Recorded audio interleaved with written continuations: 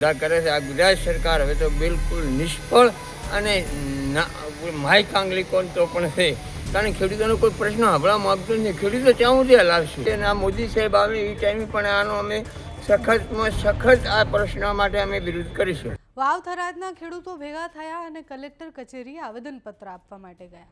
આવેદનપત્ર કેમ આપ્યું? તો ખેડૂતોનું એવું કહેવું છે કે અમારી પડતર જેટલી પણ માંગણીઓ હતી અમને વિશ્વાસમાં લઈ અને મંત્રીઓ એવું કહ્યું હતું કે તમારી માંગણીઓ સ્વીકારવામાં આવશે. 21માંથી 14 માંગણીઓ હજી એવી છે જે પડતર જ છે. એના વિષય પર કોઈ વાત નથી કરી રહ્યું. જીતુ વાઘાણીથી લઈને અનેક મંત્રીઓ સામે ખેડૂતોએ સવાલ કર્યા. સાથે જ ખેડૂતોએ એવું કહ્યું કે આ સરકાર માયકાંગલી છે. 31 તારીખે પ્રધાનમંત્રી જ્યારે બનાસકાંઠા આવે છે ત્યારે એમના કાર્યક્રમમાં અમે બધા જશું અને પ્રધાનમંત્રીને સવાલ કરીશું કે ગુજરાતના ખેડૂતોની પરિસ્થિતિ શું છે. અમારી જેટલી માંગણીઓ છે એ સ્વીકારવામાં નહીં આવે તો અમે ઉગ્ર આંદોલન કરીશું, એ વાત પણ કરવામાં આવી છે. તો એ ખેડૂતો શું કહી રહ્યા છે? સરકારનો કાર્યક્રમ એટલે કે પ્રધાનમંત્રીનો જ્યારે કાર્યક્રમ છે ત્યારે શું કરવાના છે તે સાંભળો.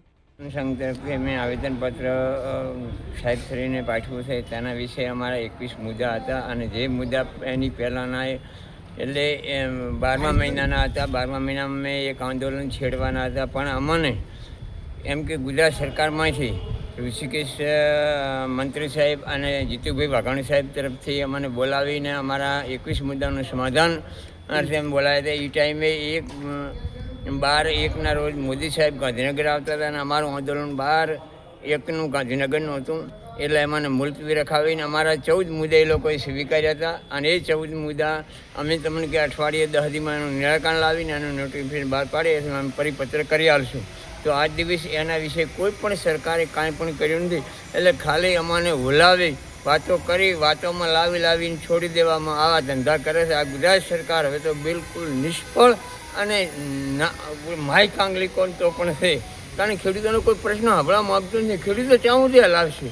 સાહેબ જે ખેડૂત પૂરો થઈ ગયો છે, ખેડૂતનો એક પ્રશ્ન એ લોકોને એક જ પડે છે કે ત્યાં ઉદ્યોગપતિ થઈને શું કરે? ગરીબ માણસનું કોઈ છે જ નહીં. આ સરકારને આનું પરિણામ ભોગવવું પડશે અને આ મોદી સાહેબ આવે એ ટાઈમે પણ આનો અમે સખતમાં સખત આ પ્રશ્ન માટે અમે વિરોધ કરીશું.